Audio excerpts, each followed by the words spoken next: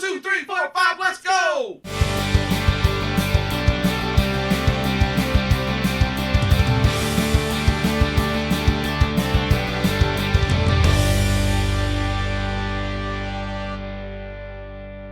Yay, that was fun. Beaming to you from the Plastic Microphone Studios deep in the heart of Cajun country, this is Fave Five for Fans. And as I promised, with video, whether you like it or not. I mean, you can, maybe hang a sheet in front of this monitor. You don't want the face. But anyway, I'm just saying.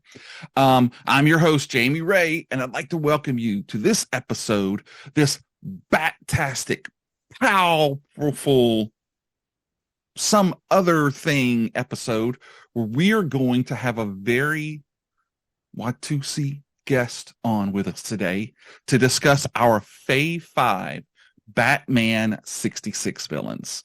So this one is really so when you meet my guest, you're going to say, oh, well, of course, that's why she's on here. But she's so much more than a pretty bat face. I'd like to welcome Billie Rae to the show. Welcome.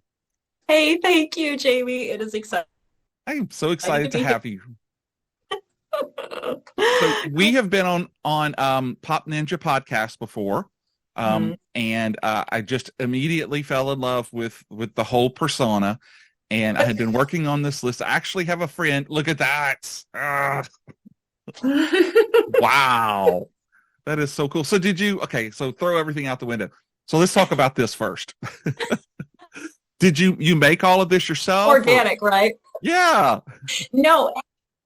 This costume is the, I guess, official Yvonne Craig Batgirl costume from the Batman 66 series, the replica costume made by Ruby's Costume Company that was released a few years ago. A few years ago, they started releasing all this merchandise from the Batman 66 series. You started to see a ton of it. They were licensing things just right and left. And so they licensed some Halloween costumes or some cosplay costumes, I guess you would say. And so I snapped up the Yvonne Craig Batgirl costume right away by Ruby. So I love it. I think it's pretty well made. I got my own boots for it. Oh, cool. It did not come with boots. And then I do not wear the wig because I have traditionally. Did it come with the motorcycle?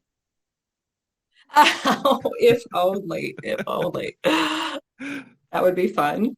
Wow. So you took it and get it tailored or something? Because it's perfect. Yeah.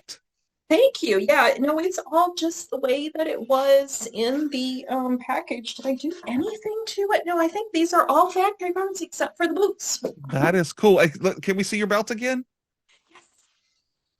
Wow. Do the pouches open up or do they have stuff in them?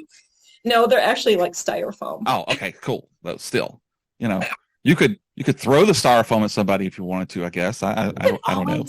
You could always make a custom utility belt for this. In fact, I bought a utility belt. I think I bought it online, or did I buy it at con one time? And it actually does have little pouches that open on it. I just haven't really finished putting it together. And actually, I envisioned it for a different Batgirl outfit. I've always had in mind to make a Batgirl outfit from more the comic book version, either gray or black leotard with yellow or gold trim. Oh, cool. And so that was why I bought that utility belt. But it's just a matter of finding enough hours in the day to do something like that. Amen, sister. Amen. So what got you started on this? Because I see all kinds of Batman stuff behind you. Oh, yes. I have brought a few visual accompaniments with me, but I probably needed to buy one more. When I was a kid, my grandma and grandpa used to buy comic books for me and my brothers, and they would buy us sometimes. And that's where I was introduced to this DC title called Batman Family. Yes. And it featured the Barbara Gordon Batgirl that you also Batman 66 TV series. Mm-hmm. And so I saw that she was the one with the red hair. And, we had Wonder Woman on TV, the beautiful brunette Wonder Woman. And we had Supergirl in the comics, too, who was a blonde. Right. But to me, the redhead, I was like, wow, there's a redheaded hero. And so I loved Batgirl ever since then. And I love Batman, I think, because of his association with Batgirl. Right. He hangs out with a good crowd. too. But yeah, I collect a lot of figures, a lot of Batgirl stuff whenever I see something, and people buy stuff for me too. So Oh, lucky to have a lot of Batgirl stuff. wow, that's really cool. Um, You got all kinds of cool stuff back there, huh? I have featured a lot of it, and there's a lot of it for this version of Batgirl, the Yvonne Craig TV Right. version. I featured a lot of it on my YouTube collectible series. I have a series called Terrific TV Toys. I also have a series called Terrific Non-TV Toys for like all the non-TV show related stuff that I have. But I have a lot of stuff, and I've been doing the Terrific TV Toys series for, gosh, it's in its 10th season this Wow. year. I go by calendar year, and so it's the 10th year I've been doing it, and I still have quite a bit of stuff that I have not featured on the That is collectible show. amazing. But a lot of this stuff, like these are a lot of the figures. I've got some over there too, and I've got some up here. I've got them on actually 3 different shelves, and then I've got overflow on the second and third shelves behind me. And all together, it's probably like between 70 and 80 figures, I guess, and little Wow. statues and stuff. And some of it I've shown, and some of it I actually haven't gotten to yet. Well, we're But I'm a definitely, collector. yeah, we'll definitely put links to that in the show notes so that everybody can go and see your collection much closer than we see it now. So I just have to say, I think, I met Yvonne Craig, but I'm a huge Star Trek fan. Now, I did get a Batgirl figure signed for her, but oh God, she was so nice. Stopped time in that dance sequence in that Star Trek episode. Yes. Whom God destroy, right? And the Mhm. green up, and when she did it, I remember distinctly the first time I saw it, and I'm like, oh my word, I cannot even believe what I'm seeing. I know, right? Oh, so crazy. And she was so perfect as Batgirl too. She had that whole librarian sweet, feel to her. And then, wow, you don't mess with her. Yeah. So that's very cool. I got a chance to meet her too at the Motor City Comic Con. I had written a story, a little write-up in anticipation of her appearance at the Motor City show. Gosh, how long ago?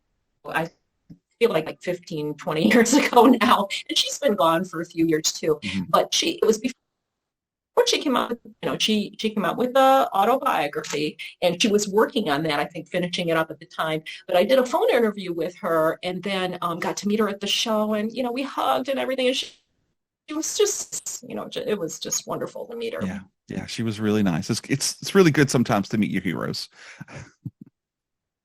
Sometimes you meet your expectations. Really did. Yeah, we won't talk about Adam West. Well, I met Adam West a few times too, and he was always cordial to me. Oh, and I talked to him when I worked at the Detroit News. I was working when I talked to Yvonne Craig and did the little write-up. It was for the featured section of the Detroit News. And at the same time, I was working at the Detroit News during the time, actually the day that Bob Kane passed away. Oh. And I was the first person, Adam West, over the phone about that, and did like a little blurb for it in the paper. Oh, wow. Yeah, that was cool. Yeah, I know he had that way about him that sometimes he was, having a good day, or sometimes it was Don't a we good all? encounter, and sometimes it was not. Yeah, that's for sure. Well, so when we did a show, we were both on our friend Patrick and Lisa's Pop Ninja podcast. You actually wore this uniform, not costume. And I knew right away that this was the person I wanted to talk to about Batman 66. And so my friend Matt and I are halfway through a 3-part series where we're talking about Batman in the movies, Batman in animated, and then Batman comic villains. But specifically, you and I are going to talk about our favorite Batman 66 villains and the episode that they were in. Yeah, actually just the episodes, right? Just the episodes, yes. But we're going to talk about the villain, because most of the time that's what the episode was all really about. We want to see the villain. Yeah, and some of my favorites are because of that particular villain. Yes, definitely. Yeah. So you do have a couple of honorable mentions, right? Mm-hmm. Okay, and if you're new to the show, an honorable mention is something that was just really, really, really, really good, but it wouldn't make that hard 5 list, or it's something that's really bad / memorable, and we just wanted to talk about it. So I think if you're ready, we can go straight into your honorable mentions. Okay. And I will mention too, I am drawing heavily from this book as reference. This is the official Batman Bat book by Joel Eisner, and it is a wonderful resource to the episodes, giving the title and the air date and little facts, little trivia facts. And so for my first honorable mention, I'm going to say the Joker on the show, and it was not the first episode. You might think it was the first episode because when you think of Batman and Joker, you think that's like the default villain for Batman, but it actually was number 5. The Joker is Wild. You know, Jamie, who was the first villain to appear on the Batman 66 series? Penguin? It was Riddler. Hi, Riddle was the episode. Wow. That was January 66. But back to my honorable mention, The Joker is Wild. This aired on January 28th, 1966. And the reason I choose that, I did always like The Joker, and I loved Cesar Romero's portrayal of the, but I watched this episode, I rewatched it recently, within the past year, and I remember being actually kind of creeped out in just a weird way, seeing Cesar Romero in his very first scene. He was at the prison yard playing baseball or softball or something. He wasn't wearing his Joker outfit. It was just like him with his prison garb. And there was just something about it that was like, wow, that's just kind of weird. I don't know if it was unsettling or what, but it stood out in my mind. So, yeah. Now, is that the episode where he and the Penguin and somebody else are all playing baseball? And they escape over I don't think the other guys are in it. I think it's just the Joker. He's playing with his fellow inmates. Oh, okay. Oh, that's a good one, though. Joker's a great villain.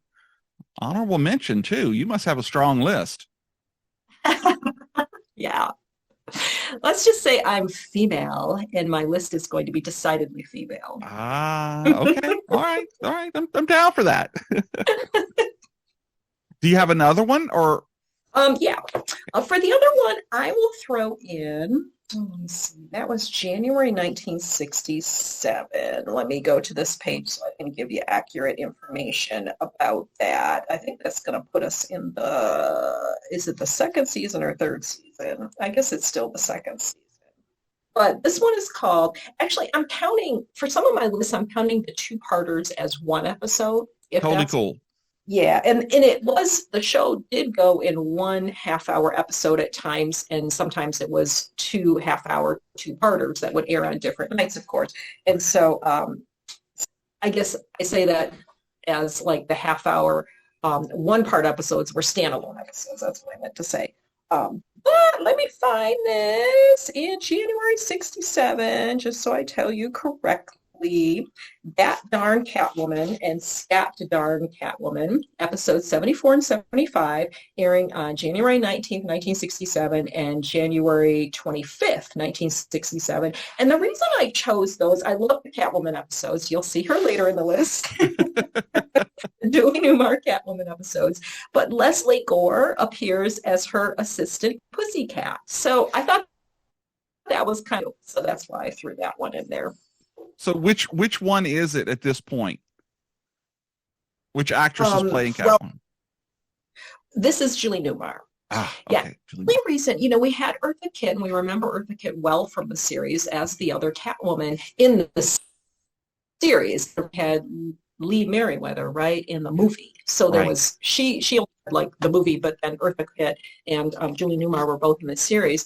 But I guess I read in this book, actually, that the reason that Julie Newmar was not in those episodes, those few episodes that Eartha Kitt did, is because she was shooting a movie, evidently. So. Oh, okay. But Eartha Kitt was a different kind of, she had her own approach to it, that we remember very to this day. So. Yeah. Did you ever happen to see they did some cartoons here in the last 10 years where I think Adam West and Burt Ward both did their voices? It was like they had like Two-Face in it, but it was based on the 66 series. But anyway, there's this funny little scene where Batman gets punched and he kind of falls on the ground, and and Catwoman's running at him, and he looks up, and it has all three Catwomen until his vision clears. I love it. I love that. Oh my God. Yeah, it was awesome. It was just a quick little thing, but if you know, you know. Yeah, that is very cool. Awesome. It's like triple vision. Oh my gosh. Well, I have two honorable mentions myself. One of them being the Joker. Again, Cesar Romero was awesome as the Joker, even with the pancake mustache over his, I just always thought that was funny when you get up and see it and you'd see the whiskers, but he would not shave that thing off. So they just went over it. So mine is going to be from November 16th, 1967, season 3, episode 10, Surf's Up, Joker's Under. Okay, yeah. I love that. I actually have those two action figures. They came out with them a while back, and I just love the fact that it's there in their uniforms, and then they have surf shorts on. It's just crazy. Yep, and I'm going to show you a couple figures later in my list, but Figures Toy Company, it's like they made variants of some of their figures, and so they came out with a Joker figure, and all they literally had to do was just put the shorts, the swimming trunks on him for the variant. I love it. Stick a surfboard in with it, and it's done. And so my other honorable mention is a personal favorite of mine as far as an actor goes, and I love the way that Vincent Price portrayed Egghead. He was a very heady guy, the smartest villain in the world, and he would tell you so. So especially An Egg Grows in Gotham and The Egg Foes in Gotham, October 19th and October 20th, season 2, episode 13. And I just love the way, because I love Vincent Price. We just did 2 episodes in a row where we talk about both his movies and his roles. And no matter what Vincent Price did, he threw everything into it. And this role is no different. You feel like he is the smartest man in Gotham when he comes in. And even with all of his plans and even with everything thought out, Batman still gets the better of him. Of course, I mean, it is his show. Yeah. But the writers Stanley Ralph Ross and Edwin Self wrote this one, and then George Wagner was the director. So that's my 2 honorable mentions. One being slightly more honorable because I love me some Vincent Price. I think you got a strong list too, because those are good episodes with him in it. Well, I'm a boy, so my list is boy centric. Oh boy. Nice. Though there were some awesome ones, and I'm not going to name any of the females because there's a couple that I really liked that were on my long list.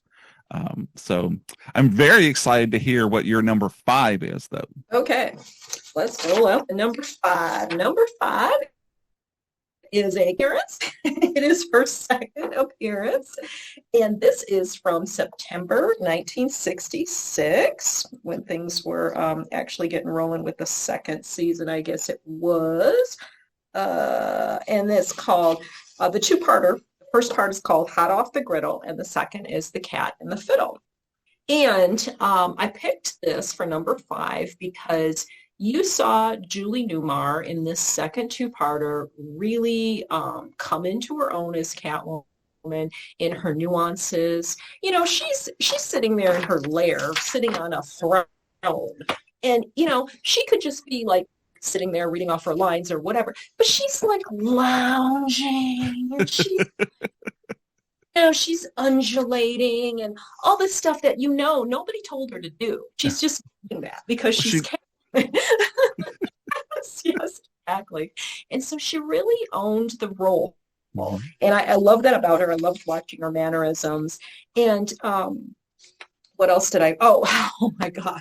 Okay.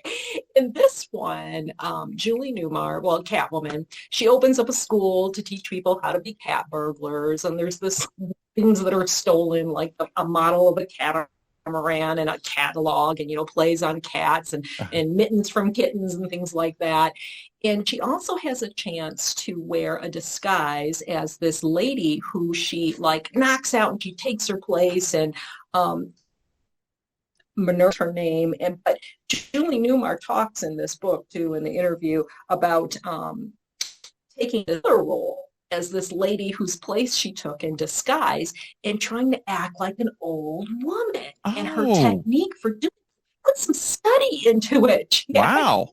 Actually, like her, and she was observing people, and she talked to somebody like a dentist or something who gave her something like cotton to put in her mouth so that it looked like she had lost her teeth or whatever. She put a lot of research into this. So she really showed quite a bit of talent with that.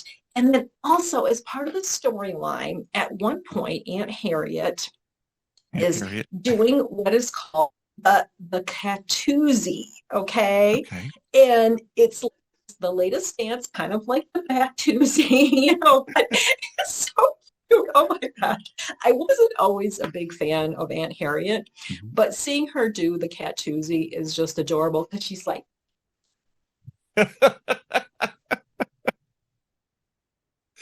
that's hilarious. She's like, meow, meow. Okay, whatever. Wow. I love that.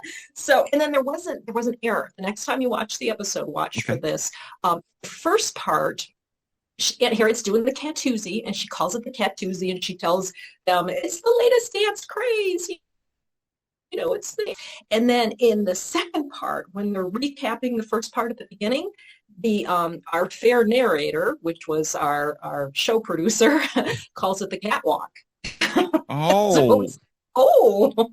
I think that was a blooper. But got to get the continuity fit right. Yeah.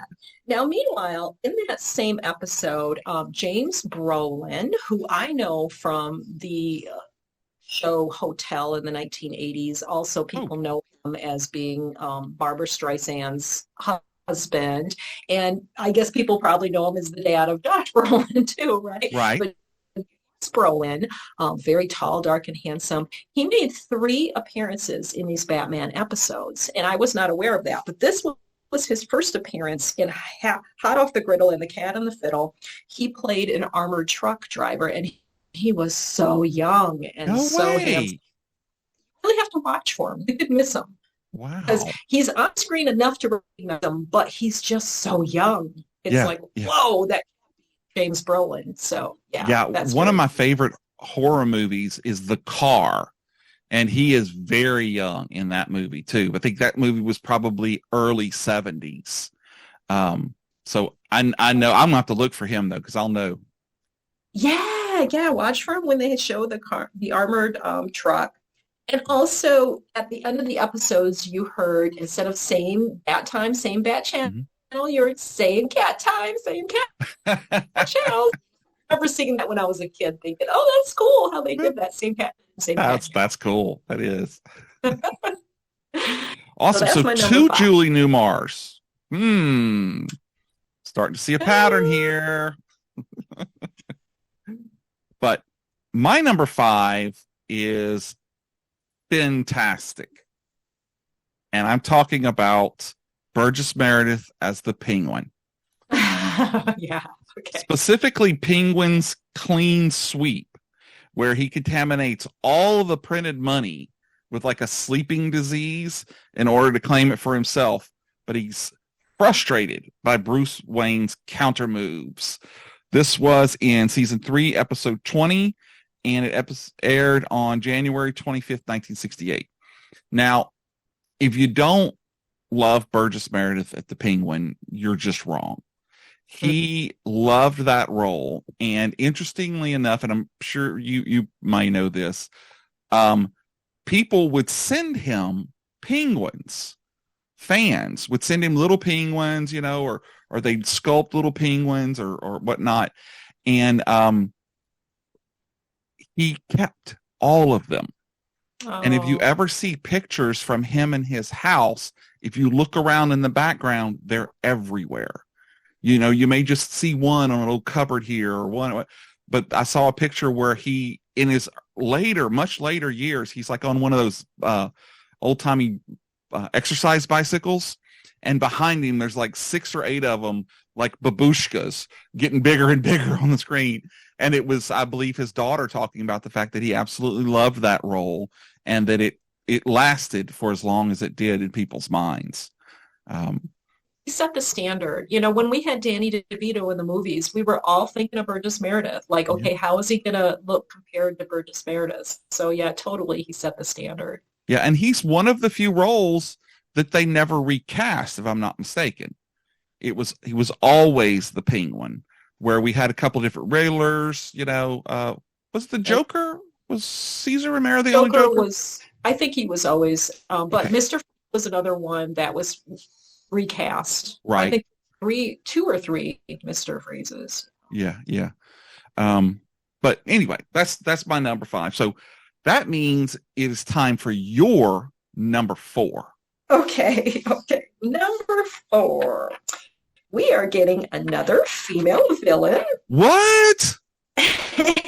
From September 28th, 1967, a one-part, a standalone episode, The Wail of the Siren.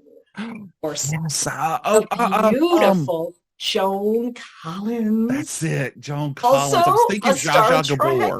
Yes, also making a Star Trek appearance that is very, very well remembered. Yes. And as one of the best Star Trek episodes. In fact, a lot of people count that one as their favorite Star Trek episode, Imagine Forever. But anyways, Joan Collins, who I know from Dynasty, who I loved from Dynasty, appearing as a Batman villain, that was a special treat because you know, her as Alexis Colby, and I'm seeing her, you know, in the role of the Siren as darker than Edith Keeler on Star Trek, but maybe a shade or 2 lighter than Alexis Colby on Dynasty, but still her, you know, her beautiful Joan Collins self. And it's so funny because I wasn't able to watch the whole episode again to prepare for talking about it. I don't know what all happens. Like, I don't remember every scene, but I did see like a couple clips on YouTube the other day, and she totally pulled an Alexis move, because I think she hypnotizes Bruce Wayne, and then she tries to take his stuff, like he signs over stuff to her. I own this building now. I mean, that's a total Alexis move, and so I really had to admire. It's like before she ever became Alexis. So yeah, I love seeing her, and her dress that she wears. Oh my gosh, a smashing silver short dress that's like over one shoulder, like inspired dress, like silver lame or something like that, and it's short. And so you're standing there, and it's like, wow, this is 1960s. So that too. And then also in the episode thrown in, we get to hear the Batgirl theme song when she's riding her Batgirl cycle. Yes. Batgirl, Batgirl, you know. So anyways, I love that. That is awesome. There's this great poster that looks like Purple Rain, but instead of Prince on his motorcycle, it's Von Craig on that motorcycle, and it's awesome. Nice. All right, so it's getting tough here. So my number 4 is so not honorable, so regal and royal, because he is actually King Tut. I'm talking about Victor Bruno in season 2, episode 53, King Tut's Coup, and episode 54, Batman's Waterloo. Another amazing actor who just ate that role. Ate the scene up. I mean, no kidding. And he loved just giving it all, you know, like, it was a really great episode, because that was around the time, if I'm not mistaken, when they were finding King Tut's tombs, and that there were, so I may have it off by a few years, but even so, he was famous even then.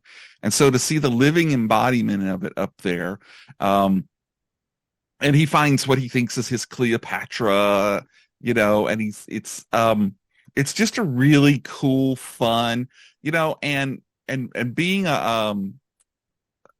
being a kid, you see all of these villains. They're always, big svelte guys, and he was a round guy, but he was great. I love the episode. And then they had that water trap at the end, and of course you love the cliffhangers. I mean, that was the best thing about the two parts.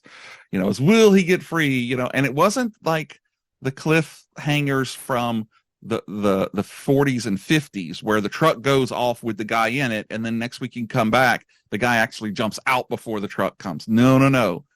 In these episodes, it was right where it stopped and it picked right back up. So I always loved that about them. I caught obviously a lot of them when I would come home from school. So every day there would be one on there, and some days it would be they'd play two of them at the same time, so you'd get the whole story. But anyway, that's always a fun one for me. Victor Bruno as King Tut. Yeah, really good actor, and yeah, I love that one too. I love his costuming too. And talking about the figures, I keep thinking as we're naming off these different, I wish there were a Siren figure, but there's a great King Tut figure by Figures Toy Company too, and an Egghead figure that is. Oh, there's an Egghead figure. Oh wow. Oh yeah, I'll have to find that one. Really, yeah. Well, I'll tell you what. I want to find what your number 3 is.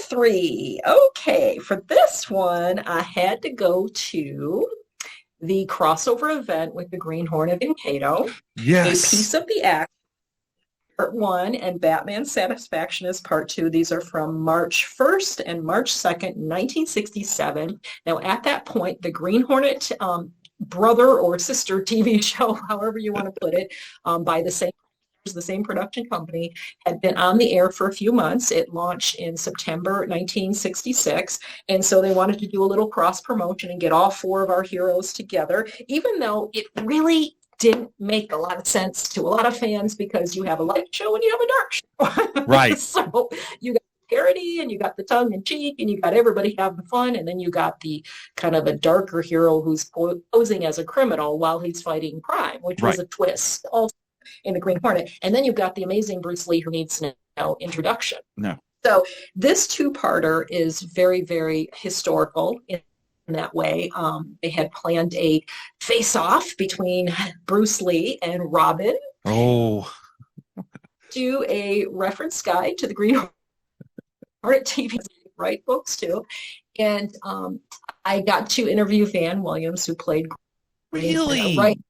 Yeah, not long before he passed, we had like an hour and a half phone conversation. Oh, he was so nice. He was just such a nice person. See why he quit Hollywood. I totally can see why he made the decision to quit, and because he was too nice. He was way too nice for Hollywood. But anyways, he told the story of the day that Bruce Lee received the script for this episode. For I guess it would be the second of the 2 parts, Batman Satisfaction, when they actually have the duel between them, and everybody's fighting, and it's actually all 4 heroes fighting, but Robin and Kato are facing off, and it was written so that Robin would win. What? And he hit the ceiling. And Williams heard an explosion from Bruce Lee's dressing room, he said, and he had received the script, and he's like, there's no way. And then even in this book, he tells a nice story, Bruce Lee does, about how he kind of messed with Burt Ward a little bit on the day that they were going to shoot that scene, that he had always been playing jokes, and he was really fun on the set, and he would try to like mess with the crew people, like try to, kick them or whatever, scare the crap out of them because they're like, Where's Lee? It was lethal, But that day he wasn't at all lighthearted. He was very stern with Burt Ward, and it just wouldn't crack a smile, and just was in a bad mood and everything. And he was just messing with them, and he just kind of like was playing a joke, like, oh, just like, in the way that he used to do. So I think the history behind that matchup is really significant, and it was fun to watch. It ended up being a draw, spoiler alert. Sorry if you haven't seen it, but that was the only compromise that they could make, because I agree with Bruce Lee. I mean, Come on. Hello. And then also in that episode, you have, just to make another Star Trek reference, Exactly. I love Star Trek so much, Roger C. Carmel, who was hardcore fitting bud. You remember in Star Trek, his wife or whatever it was. Alice! Roger C. Carmel was Colonel Gum, the villain of this piece. And there's like a stamp collecting scheme. There's like a counterfeit stamp scheme. And so Britt Reed is in town, and Britt Reed and Bruce Wayne come to find out we're like old buddies, or they went to college together or something like that. Who knew? Yeah, rich guys know everybody. Yeah. Yes, exactly. So they're hanging out, they're talking about their stamp collecting and everything. And Colonel Gum has this scheme to steal this rare stamp called the Gotham Gothic, or I think it was called. And then, so you have that plot line going on. And there's even a comic book, a very nicely done comic book series, a few issues based on this two-parter that tell more tale around these characters, like the and Colonel Gum and all of that. It's a nice like novel that was put out a few years ago with Green Hornet and Batman and all of that in it. So I recommend that too. But you also have this character of Pinky Pinkston, the pink hair and the pink little Pekinese, maybe, the pink little dog. And so she's wrapped up in all that too, and kind of not in cahoots with Colonel Gum, but kind of like trying to figure out what's going on and all that. So there's a lot of fun aspects of this episode that I love. And there was a part where Mrs. Pinkington, she like uses a bowl of alphabet soup. Yes. To make a message for Batman and Robin. Yes. They figure it out in the Batcave. Batman, he figured out that the alphabet soup carries a message for him. That's awesome. Yeah. And you know how I know that, huh? Because that's my number 3. Oh my gosh. Okay. Well, that's funny. We had, I guess, let's say number 3. So yes. And I everything you said, I agree with. I love the fact that I didn't know that story about Bruce Lee, them saying he was going to lose at first. But as you were telling it, it instantly made me think of the movie Once Upon a Time in Hollywood, the recent movie where the Quentin Tarantino film where Bruce Lee kind of faces off against Brad Pitt's character, and it kind of comes to a draw. But it's like you get the feeling, I think if Bruce Lee put his mind to it, he could beat just about anybody. I mean, come on, he beat Chuck Norris, Yeah. And I also love that in Asia, it was Kato and the Green Hornet show. Yep. Mm-hmm. So yeah. I love that. Aside from that, you told everything, so I can't do it any better. Okay. So take a breath, reset at the midpoint. Yep. And let's hear your number 2. Okay, so number 2 is going to be the first appearance of Catwoman. This is The Perfect Crime. This is a 2-parter, so The Perfect Crime and then Better Luck Next Time, airing on March 16th and March 17th, 1966. So this brought us the Julie Newmar Catwoman and the black cat suit, which to the best of my knowledge, was not like comic book canon or anything like that. Catwoman has had a variety of outfits in the comics over the years, but not so much that outfit that Julie Newmar wore. Like, I've got a figure that has this little short blue like leotard on her, and I think she wore it in the comic books. And then she had a dress for a while too. Okay. But it was only later, after Julie Newmar, I think, that she started, like in the animated series and in other places, started wearing like the black cat. Anyways, Julie Newmar, I think, was really a groundbreaker for the character of Catwoman in that way. And then you have Michelle Pfeiffer, come to think of it too, afterwards, wearing the vinyl cat suit. But in this one, I have fond memories of this two-parter because they based a Viewmaster set on it. And oh, wow. Love those. as a kid, that was one of my set of reels, and I remember looking at my Viewmaster and seeing those two gold cat statues that she stole in the episodes, like seeing them in the action and all of that. And I loved it because of that, because I have those fond memories of looking at the Viewmasters. But yeah, in the storyline, she does steal a pair of golden cat statues. She's got these henchmen. I always liked the henchmen's outfit. Oh, yeah. Like the I guess cat striped or tiger striped shirts. Every villain had great henchmen. Yes, they did. And sometimes in some of these episodes, who was it? Oh my gosh. Was it even the Siren episode? One of these, or maybe it was one of the other ones that we're talking about. It was one I watched recently. Henchman was a henchman. Yes, I've seen that. In case it wasn't obvious, I am the henchman. So and I wonder if that show popularized that term. Like, did we even know what a henchman was before we watched that show? But I know that the Venture brothers, the main villain, he calls them all henchman 15, henchman number 23. That's all he calls them. Okay. And on this two-parter for Catwoman, her henchmen were, two of them were Leo and Felix, which I liked. Oh, okay. And you had like the, I guess the popular element of Batman being in, or maybe it was even Batman and Robin, I don't remember exactly, but being in this enclosed area where the walls are closing in.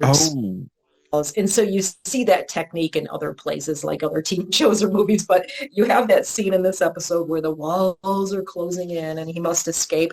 And then there's actually a real tiger that they used for shooting. And Batman has to choose at one point two doors, door number one or door number two. You have the lady or the tiger. Which one is it? You choose the right door, and I'm behind the door, you get me. And then the other one, if you choose the other one with the tiger gets you.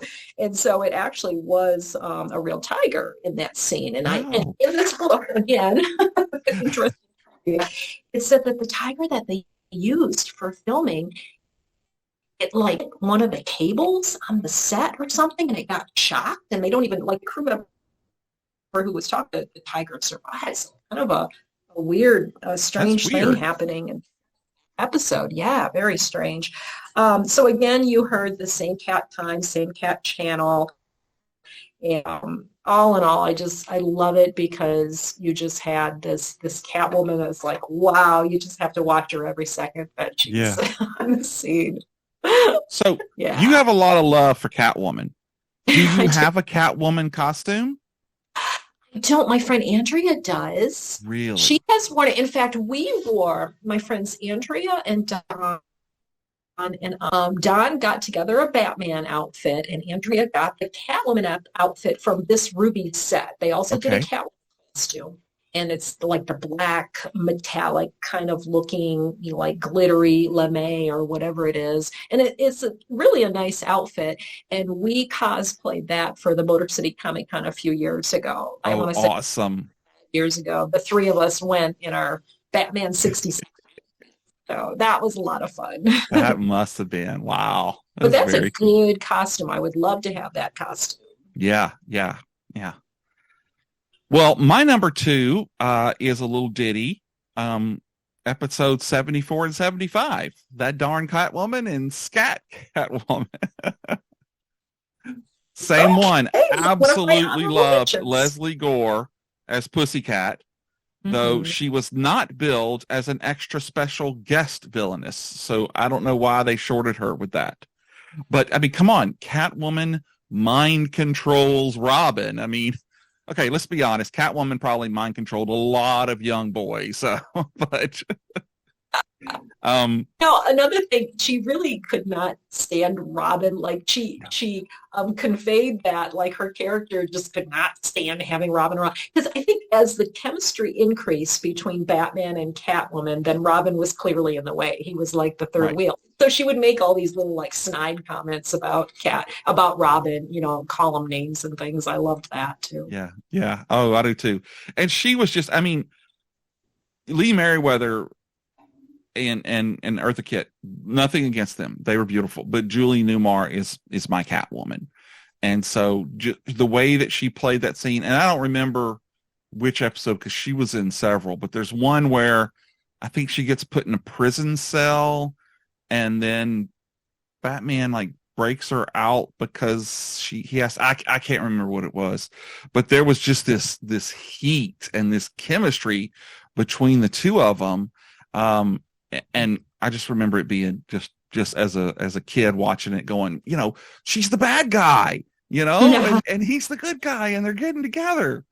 Catwoman will always make you conflict. Anytime she's portrayed in any of the series, this series, the animated series, the movies, the whatever, and multiple movies about Catwoman, and she always kind of makes you wonder, okay, should I feel sorry for her because I like her, but she's a villain and she's doing bad things and she's stealing and doing all this mayhem. But you really want to like her and you want her and Batman to get together. Yes. And in some continuities, they have gotten together because they even have a daughter. So in some comic book. So it's like that conflict of what do you do with Catwoman? Do you like her or do you not like her? Before we get to your number one, I do have to ask you, have you watched Harley Quinn and Poison Ivy on HBO Max? Oh, I have not. So it's good, but there's a whole thing where Poison Ivy and Catwoman have this like adversarial frenemies relationship. And so like right now they're staying at her apartment and it's cats everywhere in the apartment. But her and Batman are a thing in it. And Bruce and Selina are a thing. So it's really interesting to see. I just wondered if you'd seen and got an idea of that take on her. I'll have to check that out. And I have to say that in the movies, in the first Batman movies with Michael Keaton, at least in the first couple, there was that second movie that had Catwoman in it, Michelle Pfeiffer. And my favorite moment in any of those movies is when, and you're talking about how, Bruce and Selina are together and Batman and Catwoman are together. Yeah. And it reminded me of this.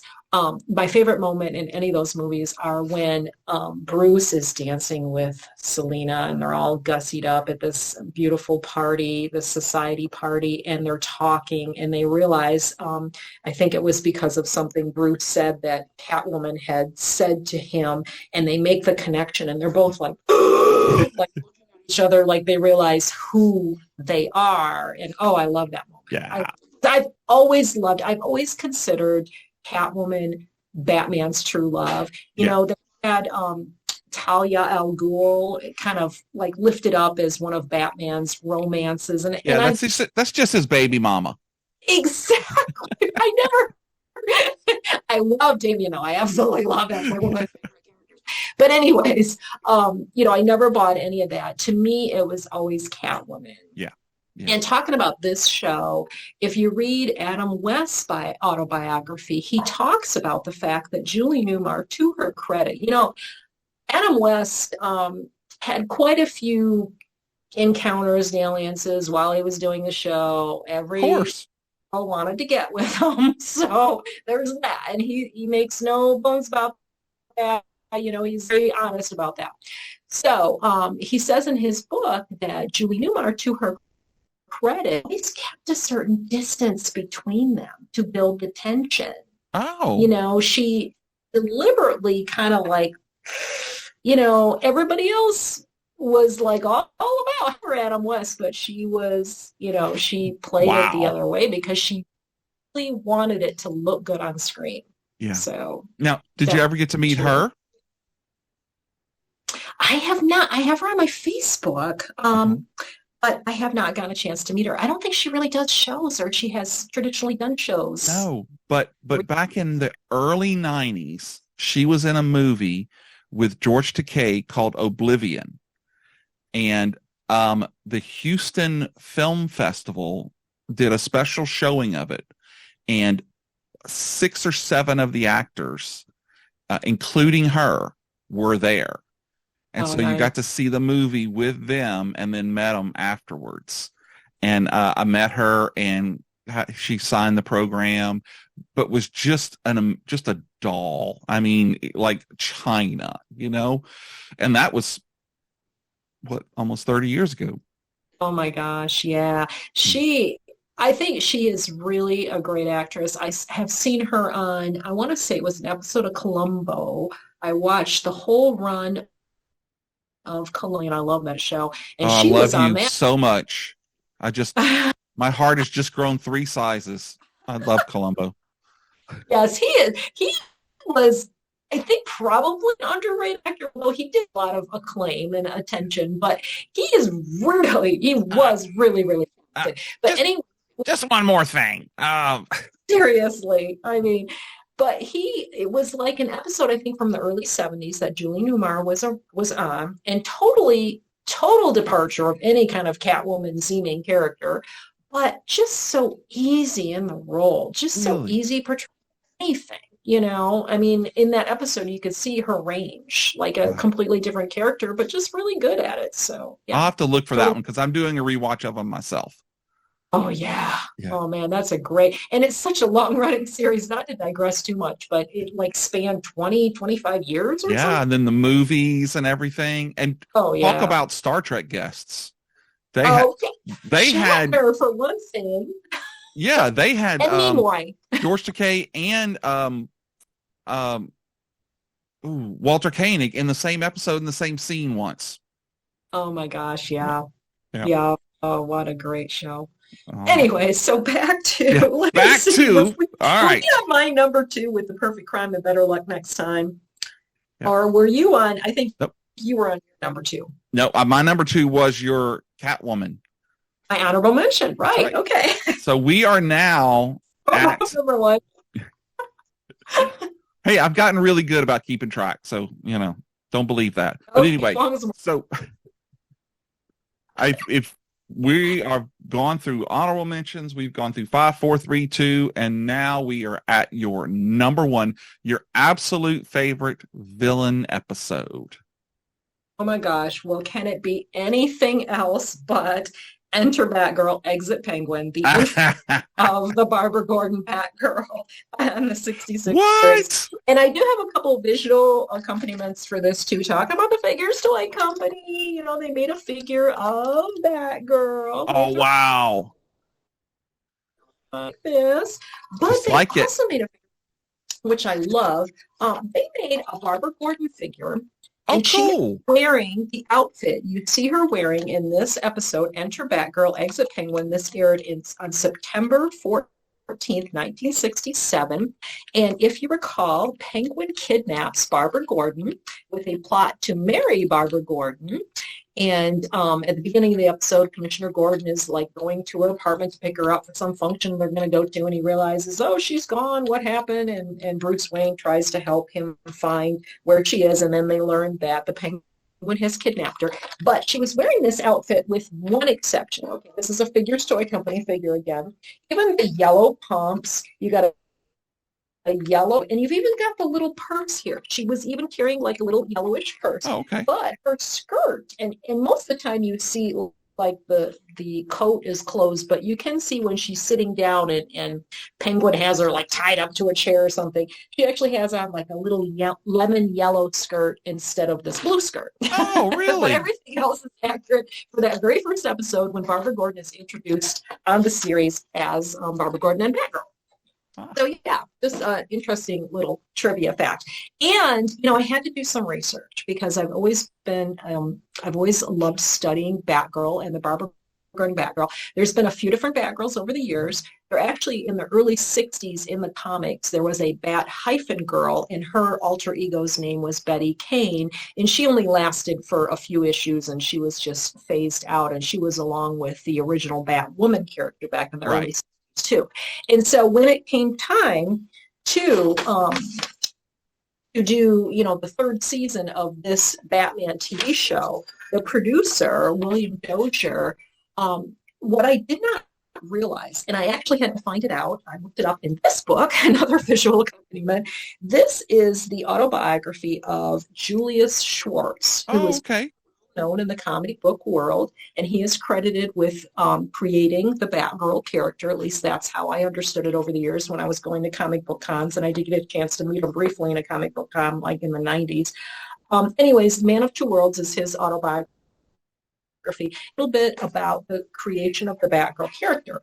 Now, I wasn't aware of the exact events because I knew that in 1967, both the TV show Batgirl was introduced as Barbara Gordon, and the comic book Batgirl was introduced in 1967 in Detective Comics issue 359. So that was the introduction of the Barbara Gordon Batgirl to the comic books, with Julius Schwartz editing the book.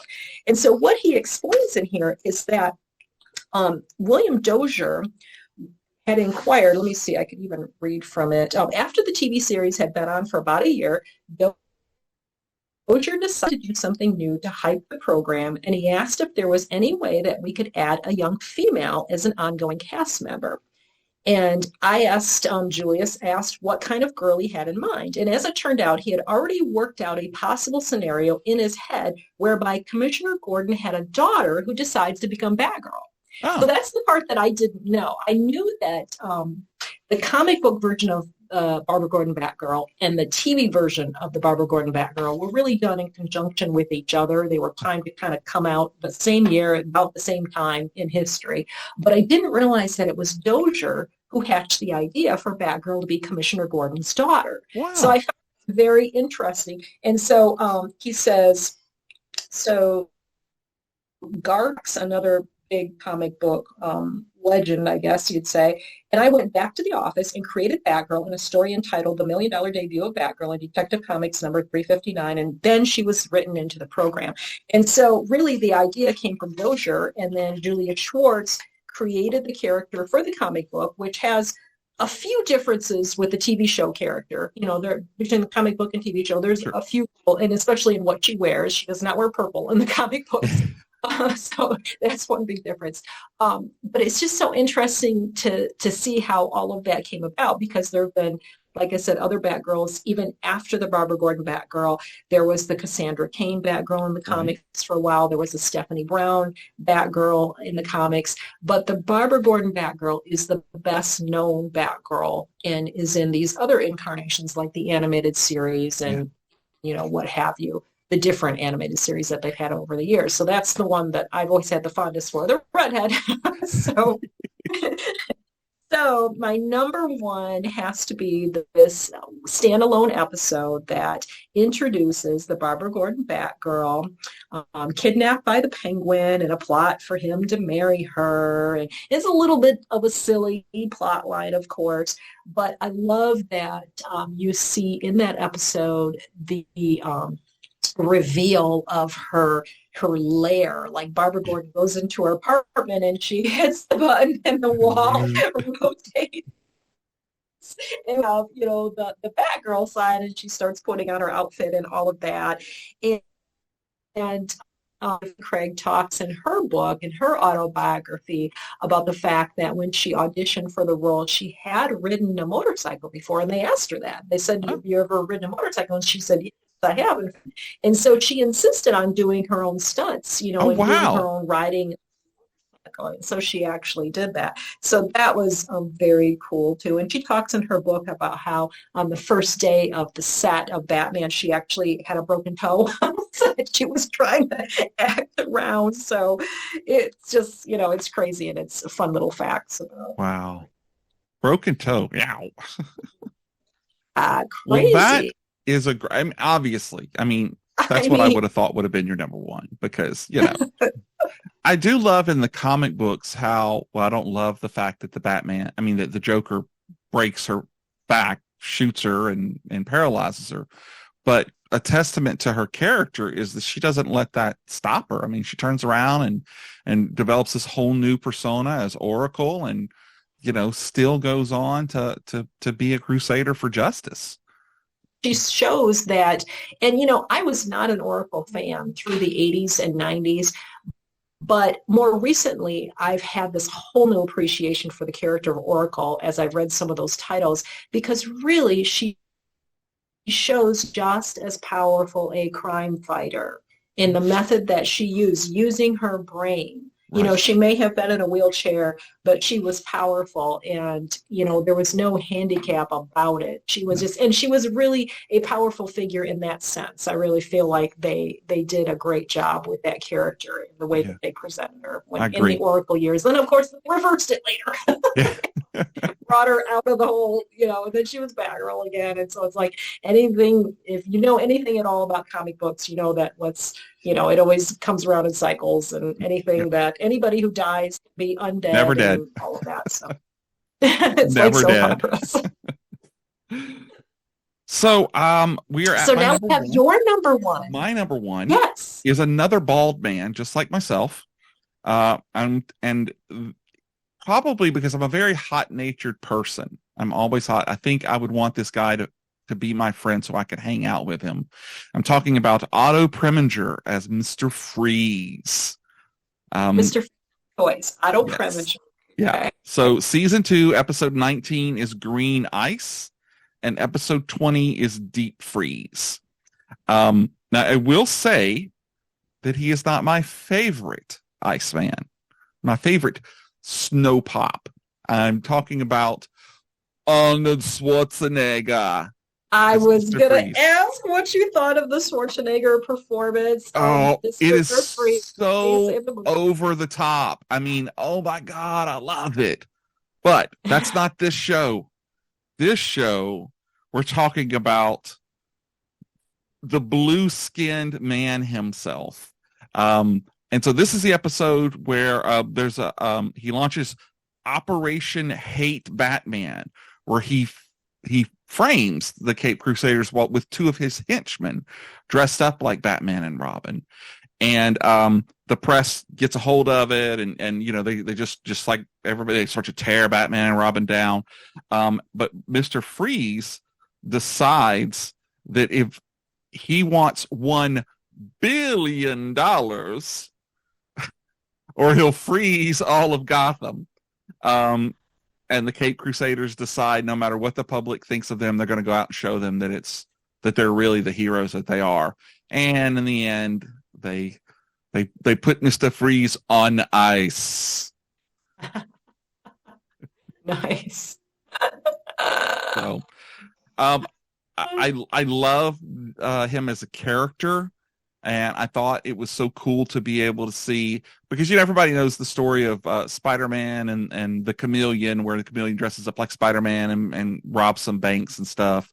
So I kind of thought that was very reminiscent, although this came first, that it doesn't take much for the public to turn on Batman and Robin, no matter what they've all done. Wow. Yeah, it was for a kid. It was kind of dark. Yeah, that's a psychological element that you wouldn't expect to find. Yeah, and oh my God, his gun, his freeze ray was so cool.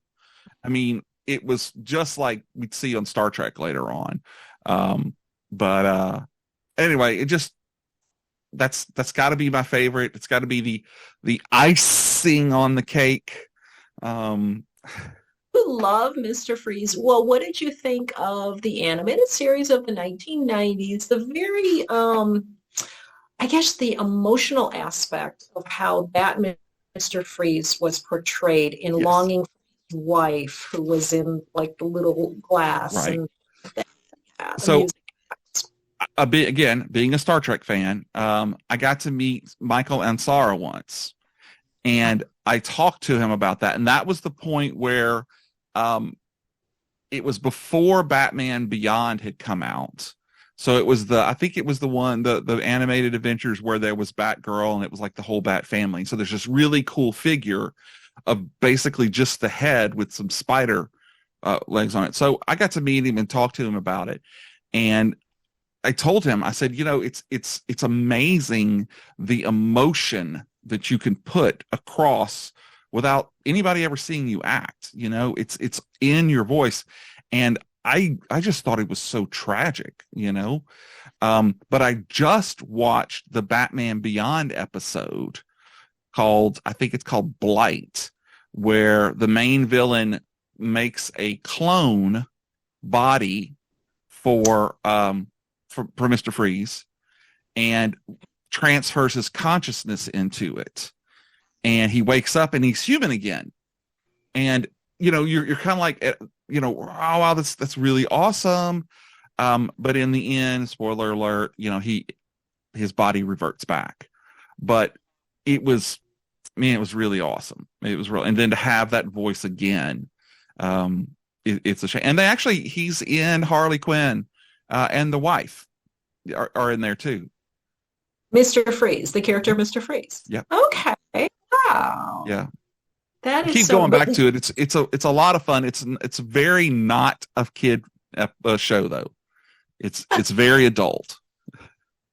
As far as the time frame, are they all like younger in their prime? It's definitely an alternate universe style where all of the villains get together and take over Gotham, and it's so bad that the United States basically cuts them off from the rest of the country, and it's just really, really bad. Commissioner Gordon's a drunk, but he still is like, you know, really gung-ho. Barbara's in it. It's really, you know, Batman's in it. But it's really about Harley Quinn and Poison Ivy. And it's a very girl power movie, series. It really is. But I would like. But like I said, it's very adult. They curse all the time. There's blood because King Shark is like one of her squad, and he eats people all the time. But if you get a chance to watch it, it's good. It's very good. So, and Barbara, of course, is in it. Barbara's young. She's like a college student, and she has a very cool costume. It's like, you know, pants and a leather jacket, and it has the logo in it. She has short hair, and it's very cool.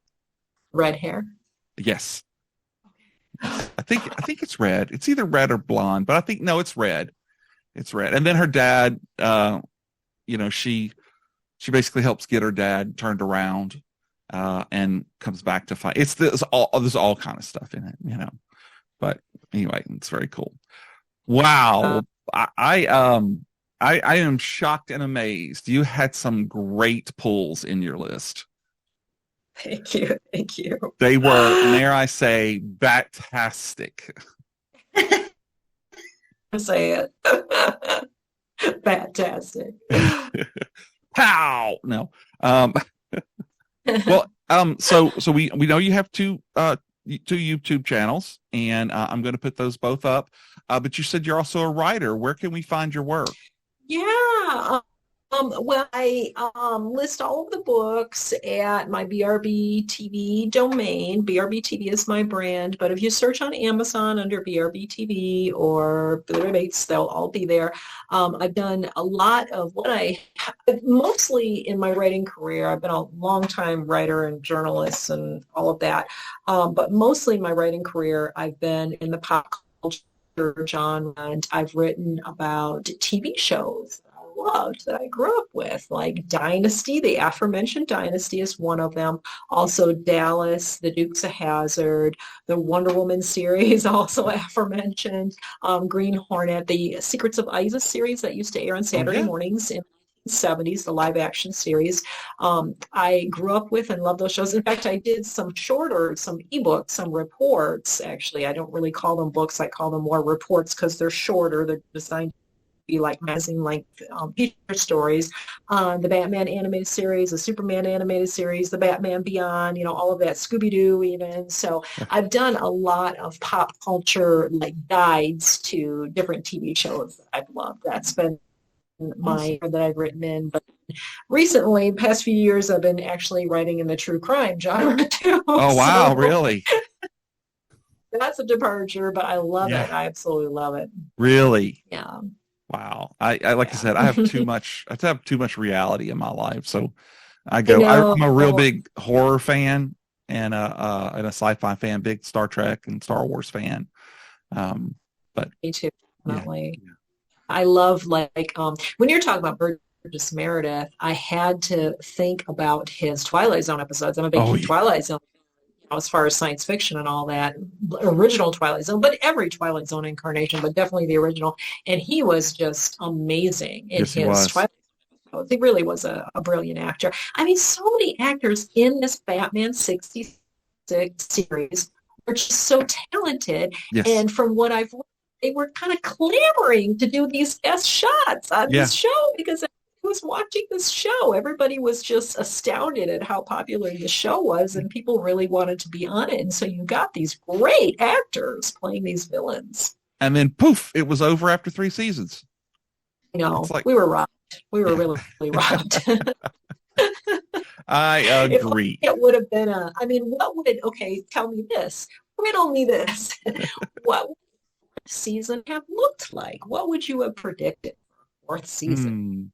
You know, I really think, and of course, everything's so tied up in the rights, but I really think that they were ready to bring on another like guest heroes, you know, maybe have Lex Luthor show up in Gotham, and then Superman could show up, you know, and it would be more of the Steve Reeves type Superman than, say Christopher Reeve.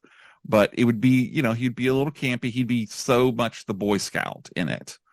And I could also see them bringing in some of the like Wild West DC heroes, like Kid Colt, I think is one of them, or not Jonah Hex. He would be too dark.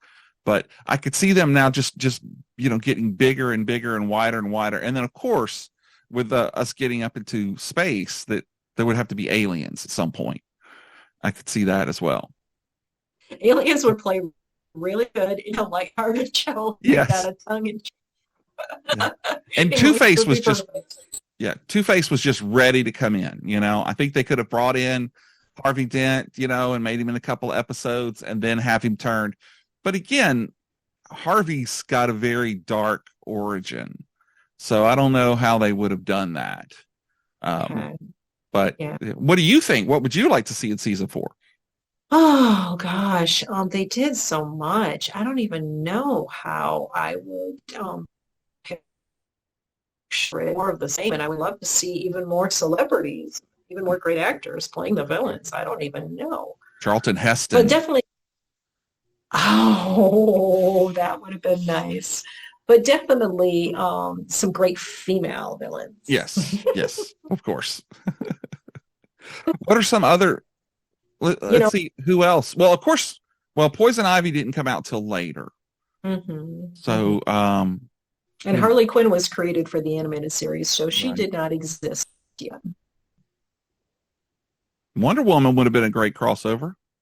Oh my gosh! Yeah, that would have been amazing. Yeah, some good stuff there. What if? Well, you know, I don't know. There's comic books that came out. You know, you were talking earlier about the comic book.